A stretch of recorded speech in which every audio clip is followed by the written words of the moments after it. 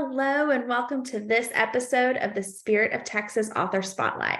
I'm Lauren Scott, Chair of the Spirit of Texas Reading List Committee.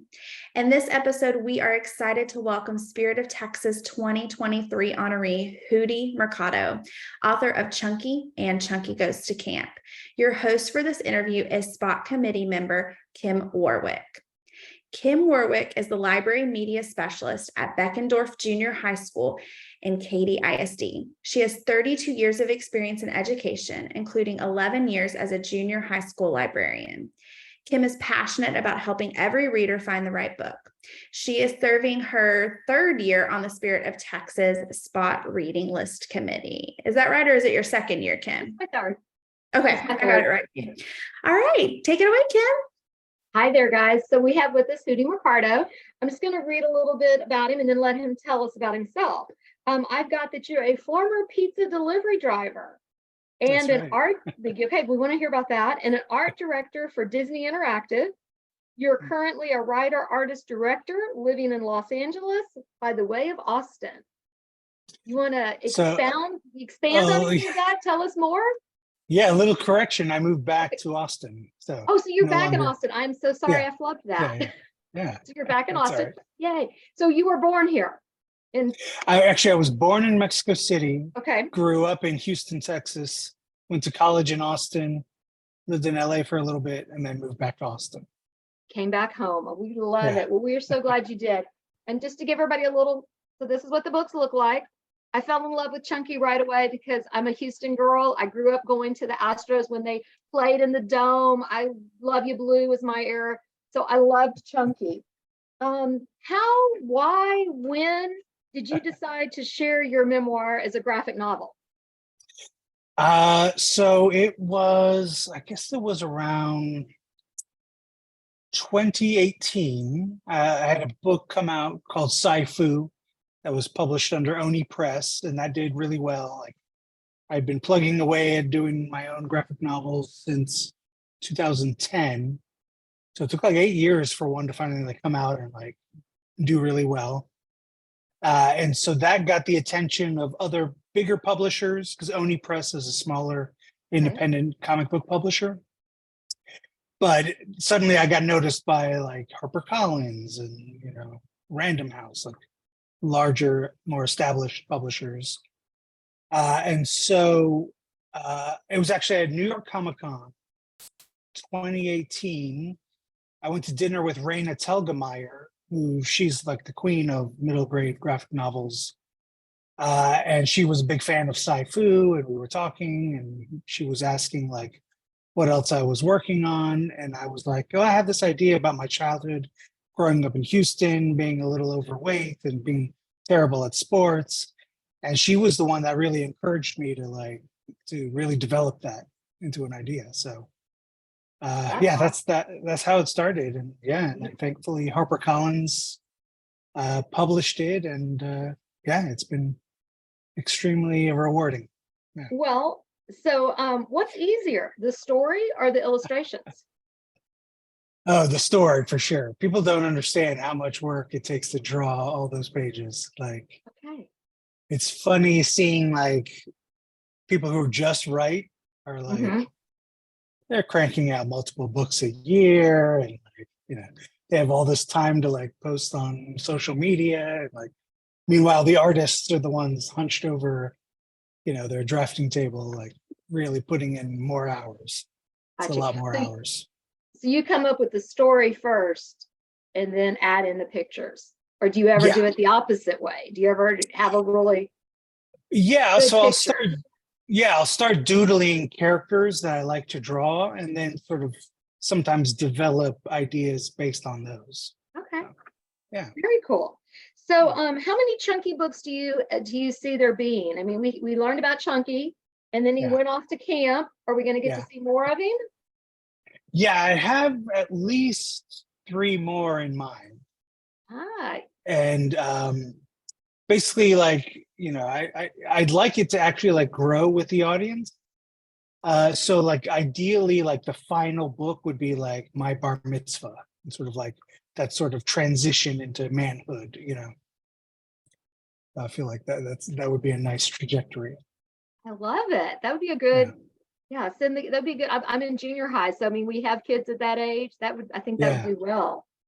Yes. What do you hope readers learn or take away from Chunky or from reading the book? Definitely the first one is all about, on the surface, it might seem like it's more about weight issues and, body positivity, which it is, but I wanted it to sort of like, by the end, you figure out like, oh, being chunky is really about like not fitting in. So like, that's why every chapter is me trying out for a different sport, sort of trying out different things where I feel comfortable and where I feel like I can thrive. And then finally finding theater is where I fit in. Like that was like, I'm finally among my people. Like, so hopefully that gives kids the idea like, okay, maybe they tried something and they weren't good at it. It's okay. You're gonna find that thing that'll like help you bloom and flourish. Yeah. So Love it's it. about not giving up, because like hopefully there will be something out there that you'll thrive in. Well, I think I related to Chunky because I was not very sports minded, and my mom thought I should play. She loved the Astros, and she thought I should play softball, and I'm like, no. Well, yeah, coming from Houston, I mean, it's such a sports town. Like people don't realize like all those major sports. Like, does any other? I don't know. Like, I guess New York, maybe LA has that many like professional sports all in one city. Yeah, we are But, very lucky. Yeah, yeah. That's why I was it's like, so yes, weird. I want to do this. This is my guy. Yeah. I relate to it. Yeah. So what advice would you give somebody that's working on their first book or an aspiring author, I guess? Yeah, I always tell people to start small. Like if they're just starting out, like try to, especially like advice for someone like me who writes and draws, like start small. Start with a 4-page comic and then see if you can finish that, especially for kids. Like kids, I see sometimes kids get like a little obsessed and they have this like sprawling story that they want to do, and it's a lot. So like they give up and then they get frustrated with themselves that they gave up. And so my advice is always like start with a 4-page comic, write it, draw it, see if you can complete like a full arc, full story, some gags in there. Because once you can nail that, then you can move on to your next medium. So it's all about starting small and sort of like getting that stuff out of the way, your learning process, like how you like to draw, like working all that out before you tackle larger projects. Good advice. Good advice. Yeah. So what are you currently working on? So currently I'm furiously trying to finish another book for DC. It's called Barkham Asylum. And it's about the pets of like the villains of Gotham City. So it's a Batman book, which is like a dream come true. So like, but it's my funny take on it. Like So it. it's like, Well, yeah.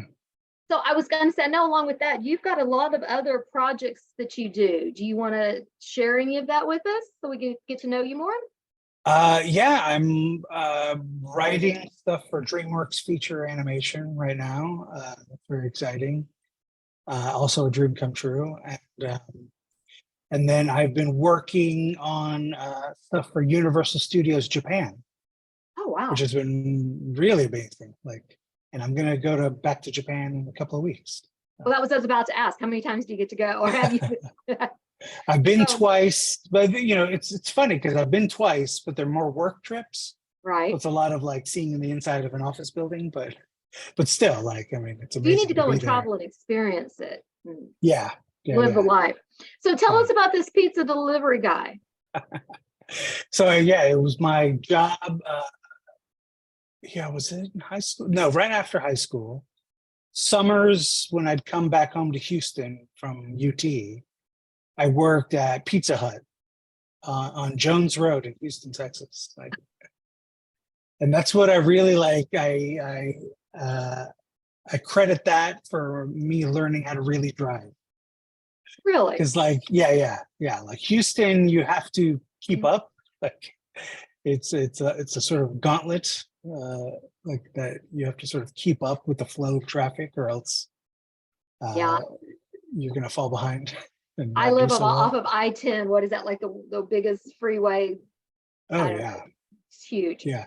But Um, what's amazing is I feel like the traffic in Houston flows, like it moves.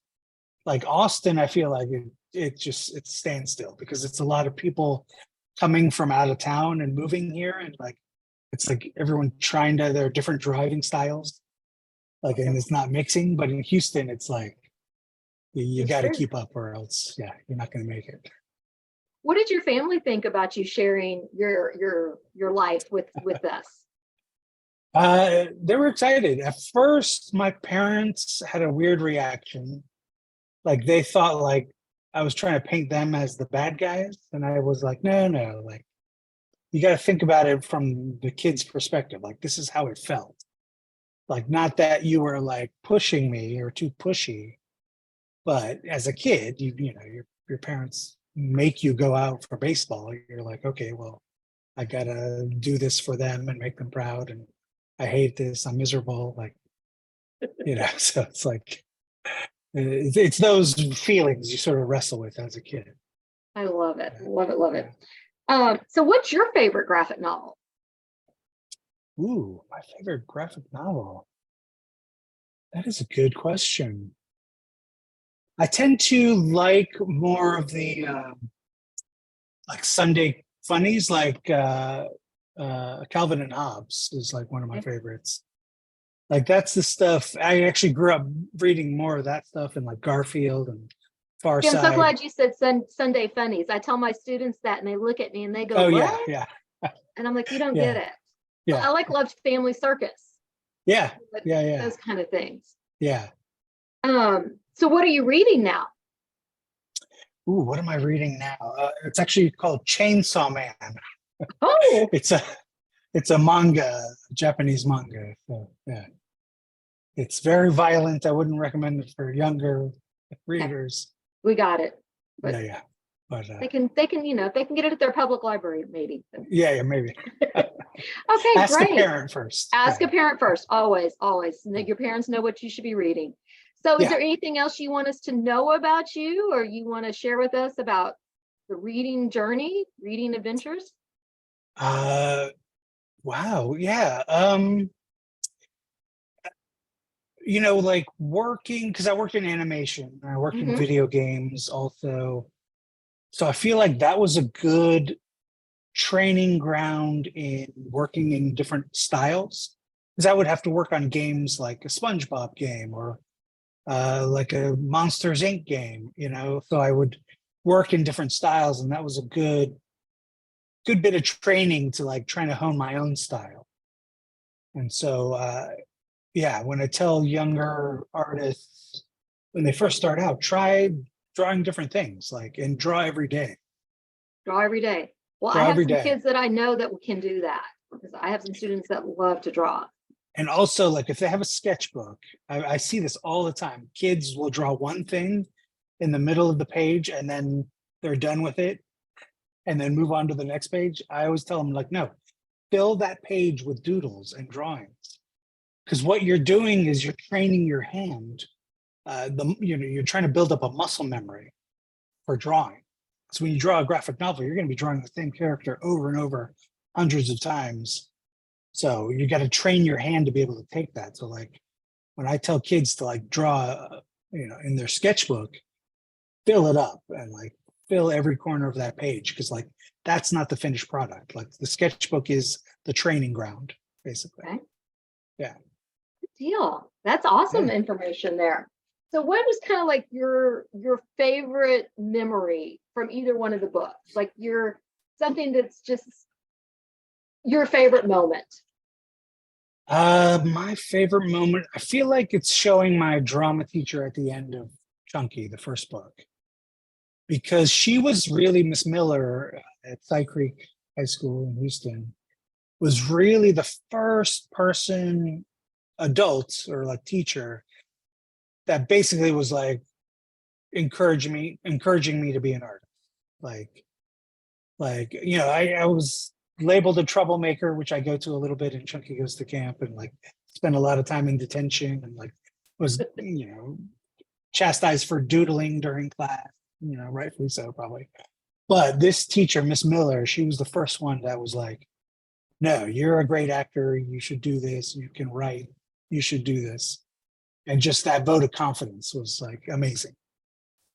So have any of your teachers or former classmates or anybody reached out to you after the book was published?